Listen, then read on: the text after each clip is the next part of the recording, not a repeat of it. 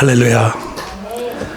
예, 세상 바라보지 말고 하나님, 주님만 바라보는 삶. 그것이 오늘 또 이 설교 주제하고도 맞는 찬양인 것 같습니다. 감사합니다. 오늘 어버이 주일로 섬기는 날이죠. 어떤 분이 시 한 편을 보내주어서 그것을 제가 읽어드리는 걸로 설교 시작을 하겠습니다. 제목이 어머니입니다. 어머니. 나에게 티끌 하나 주지 않은 거린들이 내게 손을 내밀 때면 불쌍하다고 생각했습니다. 그러나 나에게 전부를 준 어머니가 불쌍하다고 생각해 본 적은 없습니다. 나한테 밥 한 번 사준 친구들과 선배들은 고마웠습니다.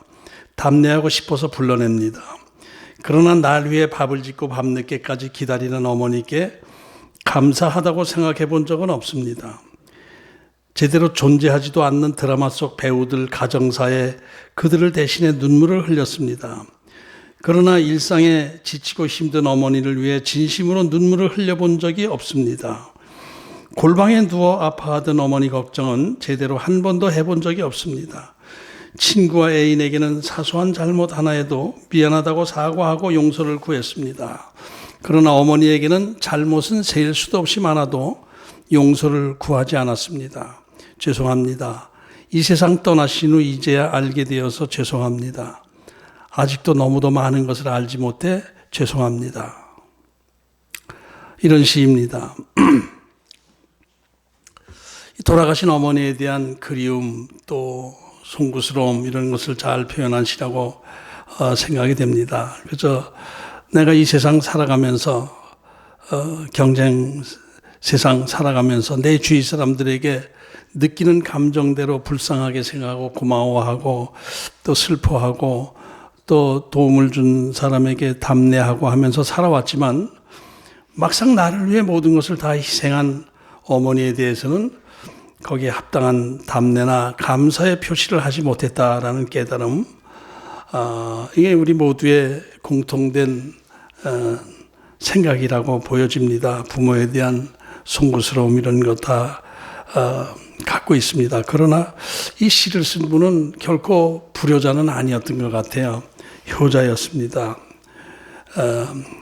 왜냐하면은 이 사람은 엄마가 자기를 얼마나 사랑했는가 이것을 알고 있었던 사람이에요. 그때부터 이 어렸을 때 엄마가 나의 전부를 다 바쳐서 나를 그냥 희생하면서 나를 해주시는구나. 너무나 고맙습니다. 너무나 죄송합니다. 이러면서 살아가는 게 그것이 진짜 맞을까요? 그렇지 않아요. 당연히 엄마가 날 너무나 사랑해 주시고 그러니까 엄마를 믿고 그냥 맡기고 의지하는 거예요. 10살 먹은 놈이 학교 가기 전에 아빠가 오늘 직장에서 일 잘 하셔야 될 텐데 직장에서 쫓겨나면 안 될 텐데 엄마 또 설거지하고 밥 준비하고 이런 거 하기에 너무나 수고 많으십니다. 죄송합니다. 그러고 가면은 그 엄마 마음이 편할까요? 조그만 놈이 별 쓸데없는 생각 다 하네. 이렇게 생각하죠. 그래서 엄마의 사랑을 믿고 감사해요. 그러면서 가는 거예요. 그리고 이제 율법적으로 그냥 부모에게 이렇게 공경해야 된다, 사랑해야 된다, 이런 걸 알면서 부모 말이라면 각듯이 이렇게 하고, 자기 부탁하는 것도, 부탁할 게 있어도 얘기도 안 하고, 그죠? 자기가 참고, 이러면은 그 부모 마음이 편할까요? 야, 인마 너 필요한 거 얘기하고 좀 그래. 네가 하고 싶은 것도 얘기를 하고, 그래. 이렇게 얘기를 하죠. 그런 생각을 하죠. 그러니까 부모에게 형식적인 어떤 뭘 잘해드리고 공경하고 또 의무적으로 부모를 이렇게 공경해야 된다 이런 마음을 가지고 이렇게 대하면은 부모가 부담스러울 것 같아요. 옛날에는 신혼 초 결혼하고 나면은 매일 그 신랑 신부가 부모님께 아침에 문안 인사를 드렸잖아요. 그게 얼마나 힘들어요. 근데 더 힘든 건 부모가 더 힘들어요. 또 이놈들 또 인사하러 올 텐데 옷 입고 또 이렇게 다 깨끗이 하고 있자. 그러고 야 이제 그만하자. 그리고 이제 풀어지니까 그게 진짜 효도죠. 그러니까 진짜 효도는 뭐예요? 부모가 나를 얼마나 사랑하시는가를 알고 거기에 그냥 믿고 맡기면서 살아가는 것. 가끔 때도 쓰고 말도 안 듣고 이렇게 하는 것. 이게 사랑인 거예요. 얼마 전에 한참 웃었는데 시연이가 마스크를 그렇게 안 써요. 얘가 마스크를 그렇게 싫어해가지고 밖에 나가자고 엄마를 자꾸 보채고 그래가지고 밖에 나가려면 너 마스크 써야 돼. 마스크는 절대로 안 쓴다는 거야. 그 마스크 쓰지 않으면 너 못 나가. 1시간을 버텼대, 징징대면서. 안 나가면서. 마스크 쓰면 나갈게. 막 이러고 또 나가자고 울고. 그랬었대. 그런데 이 웃긴 것이 이번에 뭐 어디 가서 어린이 그 놀이터 들어가는데 입장하는데 마스크 안 쓰고 애가 또 들어가려고 그러니까 그 관리인이 마스크 써야 됩니다. 마스크 쓰지 않으면 못 들어갑니다. 그렇게 이렇게 쳐다보더래. 이렇게 마스크 주니까 얼른 쓰더라는 거예요.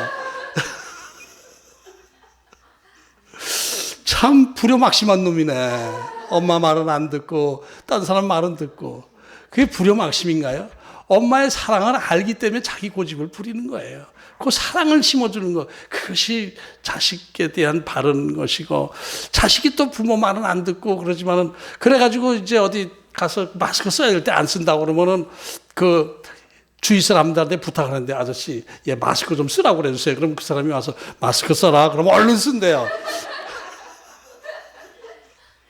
참 불효막심한 놈이네. 그러니까 이게 순종하고 이렇게 이게 하는 거, 이것이 부모의 사랑 안에서 내가 감사함으로 이렇게 하는 것이 진짜 효도지. 이게 그냥 이건 의무적으로 이렇게 해야 된다고 예의 바르고 이렇게 하는 것보다는 부모의 사랑을 믿고 잘하는 것. 이것이 자식 효도입니다. 이게 효도예요. 지난 어린이 주일 때 부모로서 자식을 가장 제대로 사랑하는 것은 무엇인가?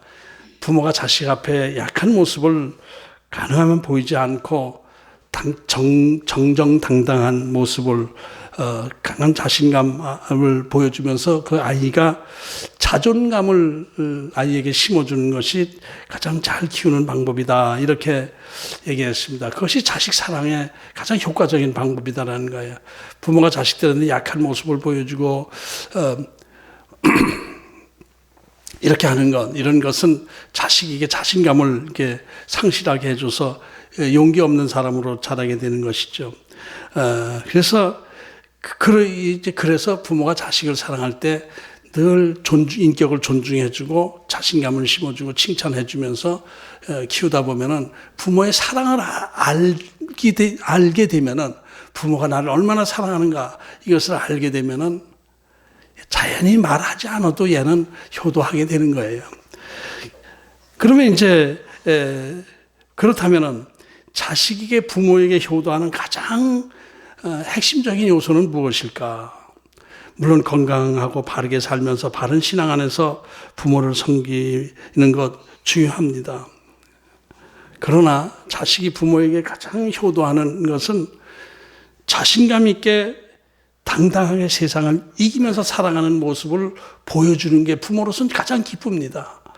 자식이 위축되고 겁을 먹고 움츠리고 눈치 보고 이러면서 빌빌대면서 사는 모습이 부모의 마음은 제일 아프거든요. 어디 가서는 당당하게 자신감 있게 살아가는 것, 이런 모습을 부모는 보고 싶어 하는 거예요. 네. 부모에게 순종은 하기는 잘하는데 세상에서 좀 약하게 사는 것, 이게 부모가 기뻐하겠습니까? 이것은 부모가 기뻐하지 않습니다. 시연이가 그 다음부터 엄마가 마스크 써라 그러면 얼른 쓰고 그러면 그게 기쁠까요? 얘가 왜 갑자기 이렇게 또 겁을 먹고 왜 또 그러나 이렇게 생각하죠. 때를 써야 이쁜 거예요. 때를 써야. 그래서 우리가 하나님에 대해서도 그래요. 하나님에 대해서 율법적으로 이렇게 지키고 이렇게 지키고 이렇게 지키고 이렇게 하겠습니다. 이렇게 두려워 떨면서 그렇게 섬기는 하나님이 그 기뻐하시지 않아요. 하나님이 나를 얼마나 사랑하시는, 얼마나 하나님 저를 사랑하시는데요. 저 하나님 믿어요. 하나님 믿습니다. 이런 믿음, 이런 것을 보여주는 것, 이거 하나님이 제일 기뻐하시는 거거든요. 기도하라 것이 나를 영화롭게 한다는 뭐예요? 하나님 앞에 내 소원을 얘기하고 이런 것처럼 이런 기도는 옳다, 이런 기도를 하면 안 된다, 이거 생각하는 건 그건 아니에요. 기도는 그저 내가 내 속에 있는 마음을 그대로 하나님 앞에 아뢰는 거예요. 어떤 때는 욕심 부릴 때도 있고 어떤 때는 잘못 구하는 것도 있고 하지만은 그것을 하나님께서는 그 기도를 받아주시는 것이죠. 하나님의 사랑을 아는 것이 하나님을 바로 기쁘게 하시는 것이다 라는 것입니다. 이제 어버이 주일이지만은 뭐 어버이 주일 어떤 주제 설교를 따로 하기보다는 오늘 야곱의 그 신앙을 통해서 야곱의 신앙이 하나님 영적인 부모인 하나님께 어떻게 잘하고 잘못하고 하는 것, 이런 문제, 어떤 문제에서 우리가 어떻게 하나님을 바르게 섬기는 것, 이것이 바로 부모에게 어떻게 하느냐와 밀접한 관계가 있거든요. 그래서 함께 야곱의 그 창세기 강연을 계속하려고 합니다. 모든 면에서 부족한 이 많은 그 야곱을 하나님께서 많이 사랑하셨죠. 계속 사랑하셔서 야곱을 키워가시는 거예요. 계속 훈련하며 키워가셨어요. 야곱은 그것을 알고 있었죠. 그러나 야곱의 또 한 가지 문제는 하나님의 사랑을 알고 있지만은 자기에게 어렵지 않고 편해질 때, 편한 삶을 살 때는 하나님보다 또 자기 자신을 의지하고 믿고 이랬단 말이에요. 이것이 야곱의 문제입니다. 이제 야곱의 신앙의 문제는 다 그런데 가만히 생각해 보면 이럼에도 불구하고 야곱은 믿음이 좋았던 거예요. 하나님의 사랑을 알고 있었어요. 그러니까 자기 뜻대로 이렇게 생각대로 하고 이랬죠. 부족한 믿음이지만은 하나님은 야곱을 사랑해 주셨어요. 오히려 에서가 이제 그 이방 여인들하고 가나안 족속들 여인들 결혼하고 그래서 부모의 속을 좀 부모를 불편하게 하고 이랬다는 것을 이제 눈치채고 그 다음부터 또 그냥 그 자기 족속 이스마엘 그 후손과 결혼하고 뭐 이렇게 다 했어요. 아버지 마음을 편하게 하려고. 근데 그것은 옳은 것이 아니거든요. 부모가 나를 얼마나 사랑하신다 이런 것을 깨닫고 자기가 부모의 사랑 안에서 살아가는 것이 아니라 이렇게 해야 옳다. 이렇게 하는 게 부모가 싫어하지 않는다. 이렇게 하는 것.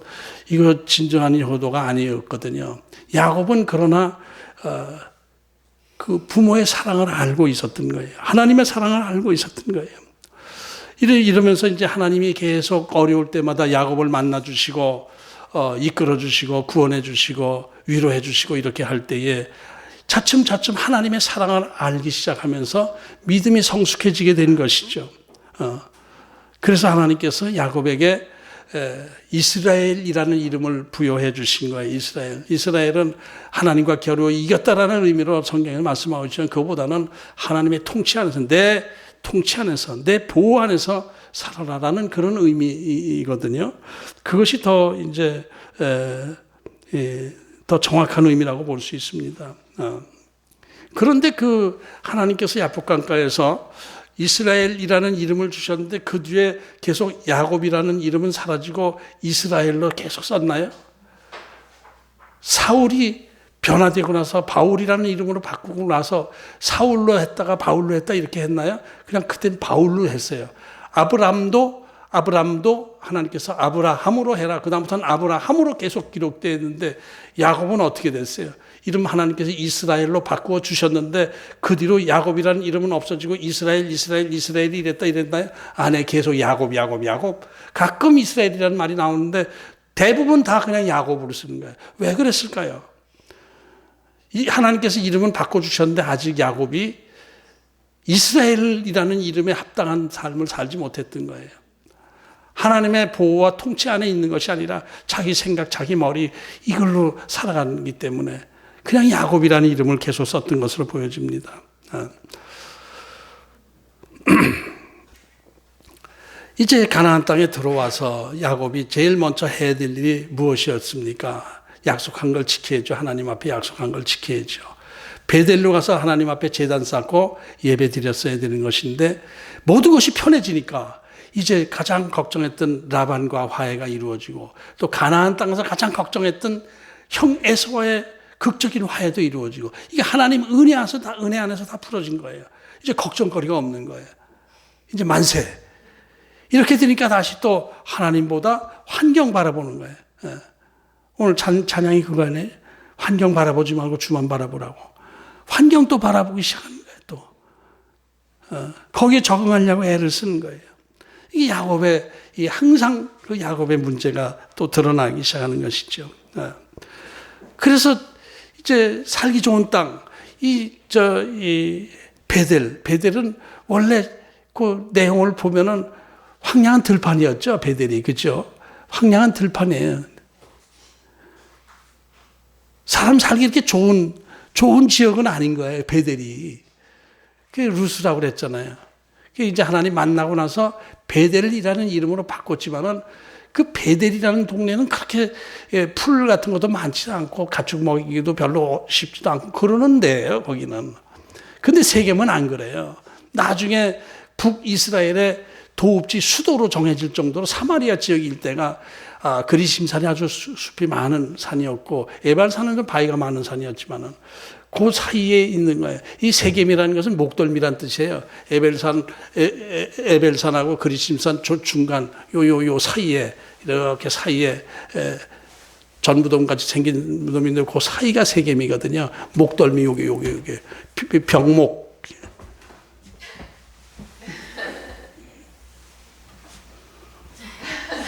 네가 떨어진 이유가 무엇이냐?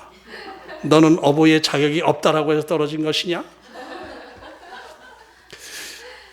병원에 이렇게 가서 이제 예약이 돼 있어서 병원에 갔는데 체열을 하는데 그 체열하는 분이 제가 5월 8일 날 그 이제 그 체열한 거에 대한 그 답을 받게 되는데 5월 8일 날 예약이 돼 있습니다. 그래서 체열을 하러 왔습니다. 어버이날이네요. 그러더라고. 어버이날이네요. 그래서 전 어버이가 아니고 할버이입니다. 그랬더니 할버이도 어버이죠. 뭐 그러더라고. 그래서 세겜 땅, 살기 좋은 그 세겜 땅, 아주 지역이 넓고 풀이 많고 또 도시 문화도 있고 그러니까 살기 좋은 땅에서 10년간을 머무르고 사는 거예요.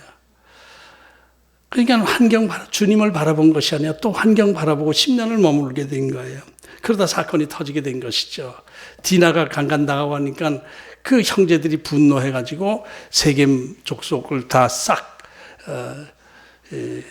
속여서 다 멸절시켰어요. 이것은 큰 일을 저지른 거예요. 그 당시 가나안 족속들은 함족의 후예들이죠. 다 그 후예들이 자리 잡고 있었던 거예요. 그럴 때 셈족의 후예 떠돌이 유목민이 들어와서 이 토백이 이 가나안 족속 한 부족장을 아주 일가를 싹 멸절시켰다라고 하면은 그 가나안 족속들이 가만히 있겠습니까? 저놈이 떠돌이 유목민 어디서 굴러왔는지도 모르는 떠돌이 유목민이 감히 우리 가나안 족속들을 다 멸절시켜? 야, 이 다 모여라. 그래가지고 그냥 연합해가지고 야곱을 치게 되면 야곱이 무슨 힘이 있다고 그걸 견디겠습니까? 다 죽고 재산 다 뺏기고 일가족이 망하는 그런 상황에 처해지게 된 거예요. 그동안 쌓아올린 모든 것들이 다 수포로 들어가고 생명 보존 자체가 힘들어지게 된 상황입니다. 이때 또 좋으신 하나님께서 나타나셔서 말씀을 주신 것이 오늘 본문 1절 말씀인 거예요. 하나님이 야곱에게 이르시되 일어나 베델로 올라가서 거기 거주하며 내가 내 형 에서의 낯을 피하여 도망하던 때에 내게 나타났던 하나님께 거기서 제단을 쌓으라 하신지라. 이런 말씀을 주신 거예요. 베델로 올라가서 제단을 쌓아라.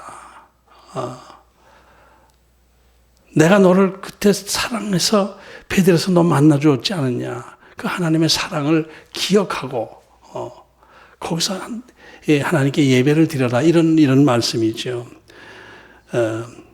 이것이 하나님이 원하신 뜻이었어요. 하나님의 사랑을 알고 하나님 앞에 예배하며 사는 삶이 아니라 환경 바라보면서 이 세상 사람들과 섞여서 처신은 잘했는지 몰라도 하나님이 원하시는 것은 아니죠.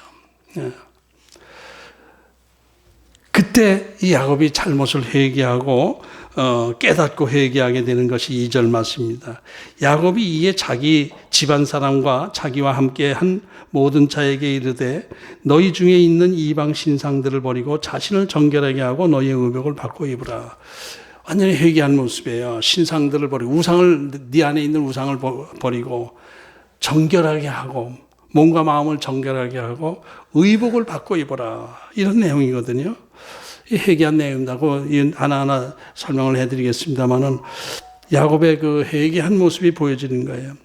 회개에 대해서 한번 생각을 해봅니다. 회개라는 단어는 후회하고 한자 뜻대로 그냥 그대로 하면 후회하고 개선, 돌이킨다라는 거 아닙니까? 후회하고 돌이키는 거예요. 잘못을 깨닫고 돌이키는 것, 이것은 회개입니다. 그런데 이제 회개에 대한 그 신학적인 그런 구원과 회개의 관계 뭐 이런 걸 신학적으로 상당히 좀 깊이가 있게 우리가 이제 생각을 해야 돼요. 회개에 대해서 생각을 할 때 여러분 구원이 먼저입니까? 회개가 먼저입니까? 회개한 자를 구원시킵니까? 구원받은 자에게 하나님께서 회개를 시키십니까? 구원받은 자에게 회개를 시키는 거예요. 구원이 먼저입니다. 구원받은 자, 중생한 자가 회개할 수가 있게 되는 거예요. 구원받지 못한 회개, 출애굽하고 나서 하나님께서 깨달음을 주셨죠. 먼저 구원시켜 주시고 나서 법을 주셨잖아요. 그러니까 우리의 구원은 회개 이전에 있는 것입니다. 원칙적으로 말하면은 구원받은 자가 회개하는 것이지 진정한 회개는 구원받지 못한 자는 할 수 없어요. 머리로 이거 내가 잘못했네. 성경 읽다가 이거 잘못인데 내가 지켜야 되겠다. 이래서 율법적으로 지키는 것, 이건 구원하고 관계가 없어요. 이거 율법입니다. 율법주의자가 되는 거예요. 그러니까 하나님을 만나야 진정한 회개가 이루어지는 거예요. 하나님의 사랑을 깨달아야 잘못을 인정하게 되는 거예요. 하나님의 사랑을 깨닫지 못하면서 회개가 정상적으로 이루어질 수가 없는 거예요. 하나님으로부터 회개의 영이 부어져야 되는 거예요.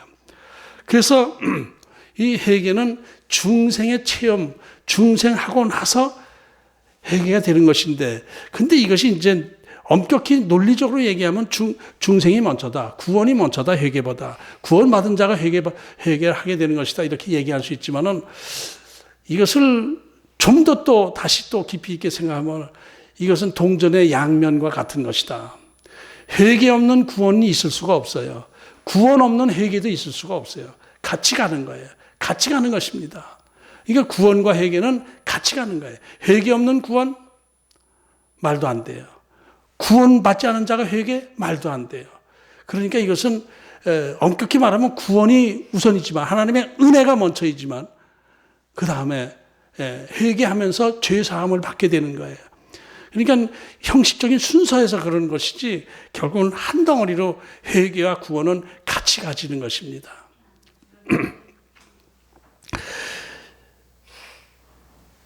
이 회개도 이제 그렇다면은 회개는 진정한 회개는 어떤 것인가? 회개 세 가지 요소가 있습니다. 지정의 회개. 이 세 개가 합쳐진 회개가 진짜 회개입니다. 머리로, 지성적으로 머리로 내 잘못을 깨달아야 돼요. 근데 그것이 가슴을 쳐야 돼요. 그게. 내 가슴 안에서 진정으로 이건 잘못했구나라는 그 안타까움이, 슬픔이 있어야 돼요. 내가 이런 죄를 저질렀구나 이래야 돼요. 머리로 이거 잘못했지. 이게 잘못인 거 알아. 그리고 끝난다면은 변화가 안 되죠. 그냥 잘못인 건 안 돼. 세상 사람들 다 그렇게 사는데 뭘 그걸 나만 죽을 죄를 지은 것처럼 생각해. 이러면 안 돼요. 이게 잘못이구나. 그 하나님의 사랑을 깨달으면서 그 안에서 가슴을 치는 게 있어야 돼요. 재를 뿌리고 유대인들은 구약 시대에 재를 뿌리고 수염을 뽑고 뭐 이랬잖아요. 가슴을 치는 그 통회함이 있어야 된단 말이에요. 그 다음에 의지적 결단이 있어야 돼요. 그 다음에 내가 다시는 이런 죄에서 머물러 있으면 안 되겠다. 벗어나야 되겠다고 의지적 결단이 있어요. 그래서 지정의 이 세 개 요소가 합쳐진 게 온전한 회개입니다. 그냥 그 머리로만 하나님 잘못했습니다. 뭐 이런 얘기하는 저 자신도 자신은 없지만은 우리가 그렇지 않습니까? 회개 얼마나 많이 합니까? 어저께 회개 많이 했어요, 저도. 근데 오늘 아침에 또 어제 회개한 거 그거 다 잊어먹고 또 그 똑같은 행동을 또 한단 말이에요. 이게 진정한 회개가 아니기 때문에 가슴을 쳐야 돼요. 가슴을 치고 나서도 또 그러더라고요. 제가 이제 제 옛날 뭐 기질 이런 것들에 의해서 잘 안 바뀌어요. 죽었다 생각하는데 죽은 게 아니라 누가 찬물 확 뿌리게 되면 또 벌떡 일어나서 또 살아나요. 환도뼈 부러진 게 아니에요.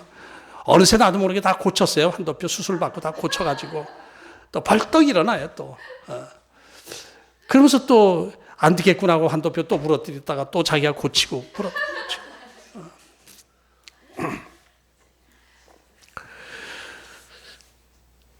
그래요. 그러나 이 지정의 머리로 깨닫고 죄를 깨닫고 마음으로 통회하고 그 다음에 의지적 결단으로 돌아서야 되는 거예요. 이것을 성화라고 합니다. 이 성화의 길을 가는 거예요. 그런데 구원은 중생은 단 한 번 있는 것이죠. 한 번. 한 번 있는 거예요. 딱 시작할 때 한 번 딱 구원. 그 다음에 회개는 한 번으로 끝나나요? 네. 계속 회개하는 거예요. 계속 고쳐나가는 거예요. 그게 성화예요. 구원파는 한 번 회개하면 그것으로 끝이다. 자꾸 회개하는 건 믿음이 없는 것이다. 이렇게 얘기를 해요. 구원파에서는. 아닙니다. 구원은 하나님께서 우리에게 은혜로 주신 거예요. 그러고 나서 하나님의 사랑을 깨닫고 회개하면은, 근데 회개하면은 또 다시 자기가 토해낸 거 다시 주워먹고 토해낸 거 주워먹고 이렇게 되니까 자꾸 채찍질하면서 고쳐나가야 되는 거예요. 그래야 변화가 되는 것이고 이것이 중생한 자 구원받은 자의 삶인 거예요. 구원받은 증거는 바로 성화되는 모습에서 변화되는 모습에서 구원받은 확신을 알 수가 있는 것이죠. 10년 전이나 5년 전이나 작년이나 금년이나 어제나 오늘이나 똑같이 말하고 행동하고 생각하고 하면서 자기는 구원받았다고 하는 건 그건 구원이 아닌 거예요. 진정한 거듭되는 회개 속에서 성화의 삶을 살아가는 것, 이것이 진정한 바른 신앙입니다. 오늘 야곱은 진짜 회개를 한 것 같아요. 뭐 나중에 또 다시 잘못을 할지언정 진정한 회개를 하는 것 같아요. 그 자신만 회개한 것이 아니라 자기 자식들, 자기 부족 식구들 다, 일꾼들까지 다 해서 회개를 시킨 거예요. 그것이 오늘 본문 2절이죠. 자기 집안 사람과 자기와 함께한 모든 자에게 이르되 너희 중에 이방 신상들을 버리고 자신을 정결하게 하고 너희 의복을 바꿔 입으라. 그 다음에 3절에 우리가 일어나 베델로 올라가자. 이렇게 쭉 얘기를 하는 거예요. 회개. 여기서 이제 지정의 이 모든 게 다 나타나고 있는 것이죠. 첫째, 신상들을 버려라. 마음속에 있는 너희들이 가지고 있는 우상들을 다 버려라. 대표적인 우상이 뭐겠습니까? 제 가지고 있는 우상 중에서 대표적인 거, 제일 값 나가는 우상, 라헬, 드라빔, 그거 아마 꼭 가져가고 있었을 거예요. 자기 가문의 그 우상, 드라빔, 손에 쥐고 있는 거, 이런 것들, 뭐 귀걸이 뭐 이런 걸 다 바쳤다고 하는데, 이제 그 우상들이 한두 가지겠습니까? 하란 지역에도 우상이 많았죠. 세겜 지역에 와서 세겜 족속들이 하고 같이 어울려 살면서 그들이 믿는 우상들을 또 자기도 모르게 섬기고 습관화되고 세속화되다 보니까 그런 사람들이 믿는 그런 것들을 다 가지고 있었을 거예요. 그것들 다 버리라. 이렇게 얘기했네. 이 우상에는 보이는 우상이 있고 보이지 않는 우상이 있죠. 그죠? 보이지 않는 우상. 특히 이 시대에는 우리가 드라빔에게 절하고 그러지는 않겠죠. 그죠? 여러분들 집에 이렇게 우상 단지 이렇게 해놓고 비나이다 하시는 분은 안 계시죠? 여기에. 예배 드리고 와서. 캄보디아 뭐 이런 쪽에 이제 다문화 식구들, 제 친구가 사업하는데 거기에 이제 그들을 이제 전도한다고 해서 그 다문화 가족들이 공장 식구들이 꽤 있거든요. 그래서 주일마다 이렇게 예배를 드리고 했는데 주일 예배 드리고 나면은 이제 그리고 점심도 먹여주고 이제 그러면 오후에 어디로 갔다 온대. 부천인가 인천인가 갔다 온대. 그래서 또 주일날 예배 드리고 나면 왜 너희들 부천인가 그 인천인가 거길 가냐. 거기에 그 자기네 캄보디아 그 불교가 있대, 거기서 부처님한테 용서를 구하고 온대. 하나님, 먹고 살기 위해서 할 수 없이 그 예수라는 거기 신에게 예배 드리고 왔습니다. 용서해 주옵소서. 그러고 온다는 거야. 그러니까 그 참 그 한 번 가슴 안에 우상이 있는 게 얼마나 버리기 힘든 건지요. 그 우상들을 다 버리라. 내 안에 있는 보이지 않는 우상. 우상이 뭐예요? 하나님보다 더 소중하다고 생각하는 거 다 우상이죠. 하나님보다 내가 더 믿는 것 우상입니다. 그래서 남편이 우상이 될 수도 있고 아내가 우상이 될 수도 있고 자식이 우상이 될 수도 있고 돈이 우상이 될 수도 있고 명예, 권력 이런 것들이 우상. 또 그다음에 우리들 게으름이 제일 편하다고 생각하면 그 게으름이 우상입니다. 또 이 설교 듣는 것보다 텔레비 보는 게 더 재밌다라고 하면 텔레비가 우상인 거예요. 하나님 말씀보다 연속극이 더 재밌으면 그건 연속극이 우상이 되는 거예요. 하나님보다 더 즐거움이, 내가 또 뭔가 또 아깝다, 이거 아깝다라고 생각하는 거 있으면은 그게 우상인 거예요. 옛날 조영규 목사님이 아주 불광동에서 어렵게 목회하고 그럴 때 옷이 딱 한 벌밖에 없어가지고 봄, 여름, 가을, 겨울 똑같은 옷 그냥 하복이래. 그냥 그거 입고 봄, 여름, 가을, 겨울 그것만 가지고 이제 그것만 내내 입고 이제 설교를 하고 이제 이러는 걸 보고 어떤 분이 양복을 한 벌을 근사한 거 깨끗한 거 양복을 선물했대요. 이 허름한 거 그냥 노동복인지 양복인지 모르는 그것을 입고 설교하고 그러다가 근사한 양복 한 벌 주니까 와 너무 좋아가지고 그냥 그 신주 모시듯이 양복을 이렇게 다 걸어놓고 이렇게 먼지 안 묻게 해놓고 나갔다 들어오면 야 멋있다 그러고 멋있다 그러고 있었대요. 근데 어느 날 집 밖에 나갔다 들어오니까 그 양복이 없었대요. 도둑놈이 훔쳐간 거예요. 양복이 우상이 되니까 하나님이 뺏어간 거죠. 너 이게 우상이 됐구나. 하나님보다 더 좋게 생각하는 것, 더 아깝게 생각하는 것, 이거 다 우상입니다. 그렇다고 뭐 자식 사랑하지 말라는 말 아니에요. 부모 공경하고 자식 사랑하고 남편 아내 뭐 이렇게 다 사랑하고 하는 거 좋지만 하나님 안에서 해야죠. 하나님이 가정을 주셨고 돈도 하나님이 주셔야 되는 것이죠. 또 하나님이 주신 것이죠. 근데 하나님보다 돈만 바라보고 있으면은 이건 무슨 우상이 된 거예요.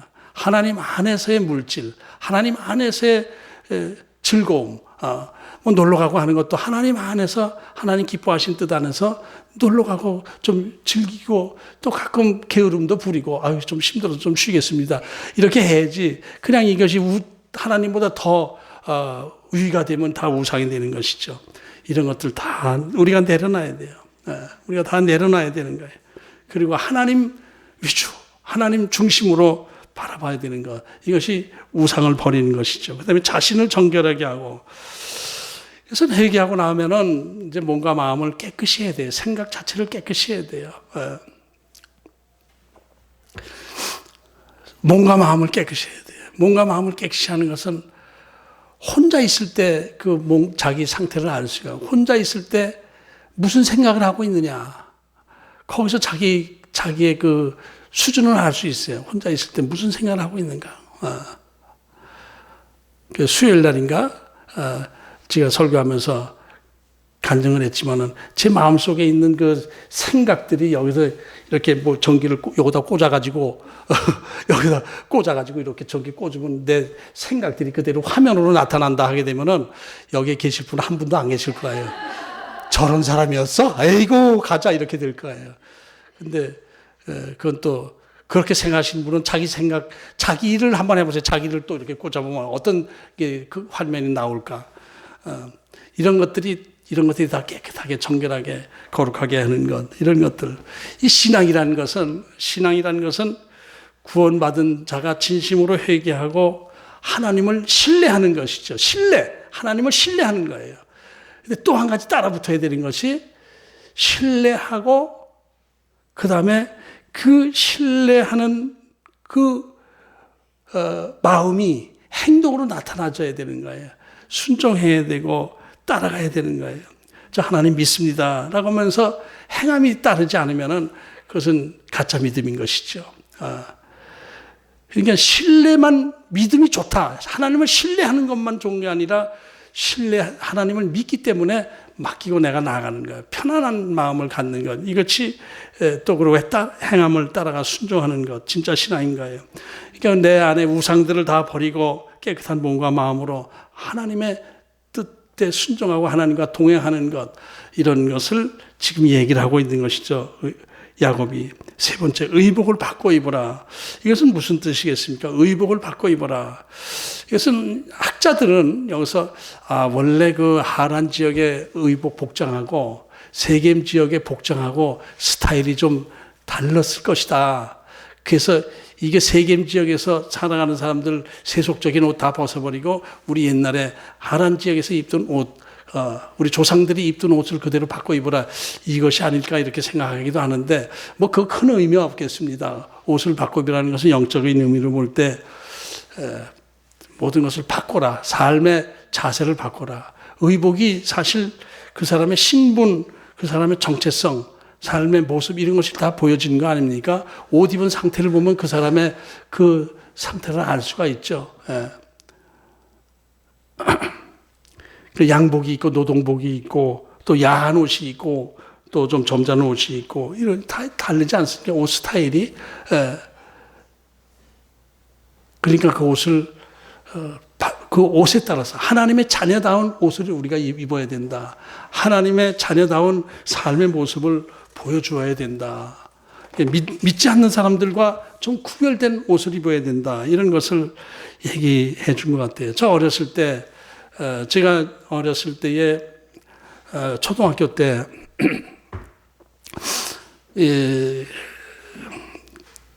뭐 전도사님이 이제 와서 교회 개척을 하는데 그게 이제 우리 집에서 개척 예배를 드리기 시작했어요. 우리 집이 좀 마루가 조금 좀 넓은 데가 있어서 거기서 예배를 드리더라고요.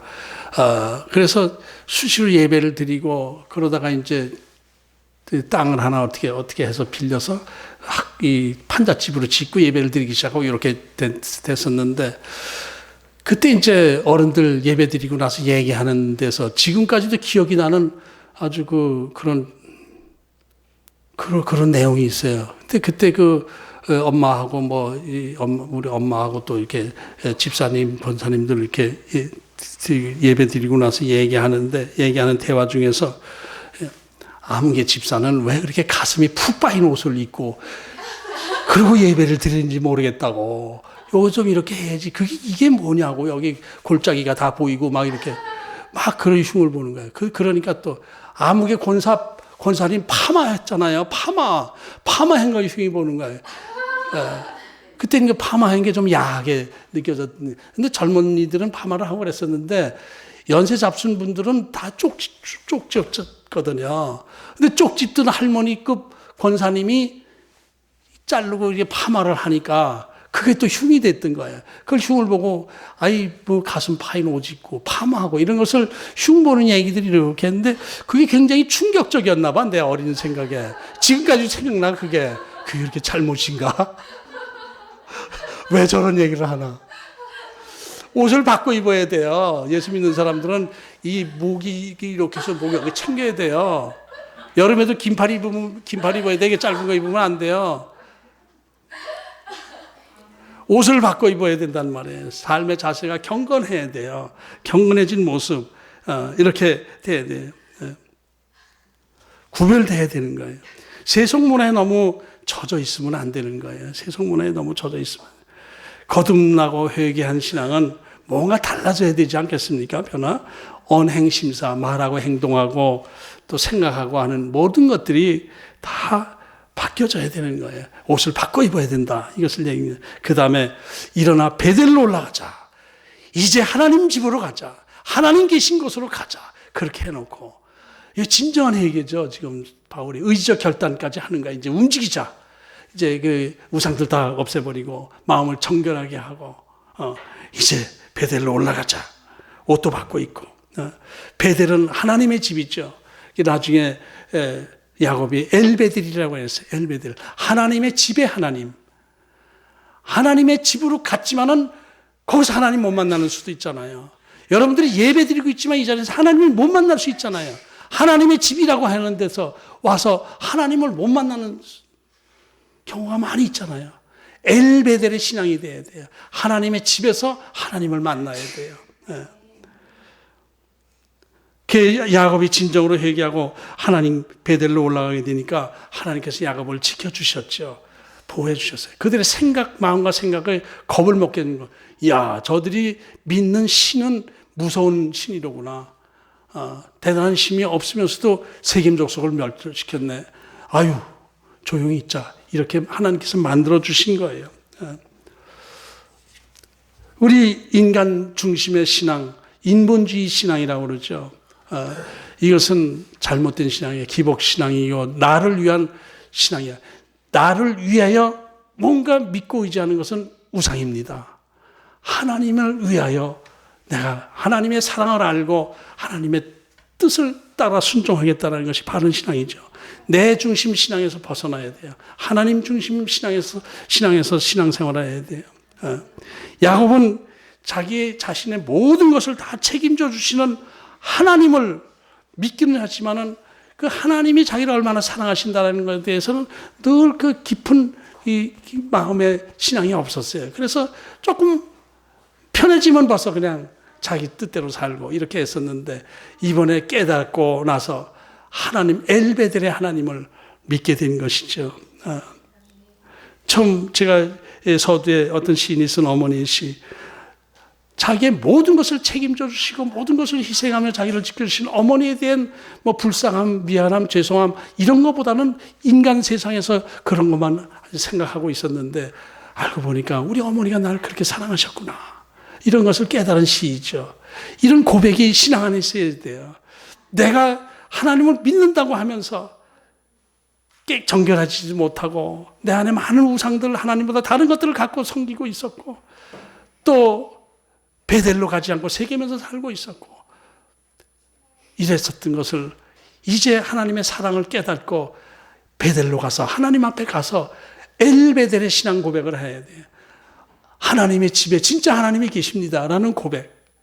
엘베델은 하나님의 집에 하나님이니까, 하나님의 집에 계신 하나님이니까 하나님이 계시다라는 것. 하나님이 내 안에 깊이 들어오셔서 하나님의 사랑을 깨닫고 하나님의 뜻 안에서, 그러니까 하나님의 사랑을 깊이 깨달으면은 형식적으로 하나님 제가 이렇게 잘못했습니다. 이렇게 고치겠습니다. 이렇게 고치겠습니다. 이것이 율법적인 신앙은 바른 신앙이 아니에요. 아버지 저 사랑하시죠? 저 필요한 거 해주세요. 이거 바른 신앙입니다. 그러다 아닌가요? 저 이거 이거 가지면 안 돼요? 그래, 너에겐 이것이 더 중요해. 이렇게 하나님과 대화하면서 살아가는 신앙. 이것이 진짜 바른 신앙이죠. 율법은 뭐예요? 법이고, 복음은 뭐예요? 하나님의 사랑을 깨닫는 것.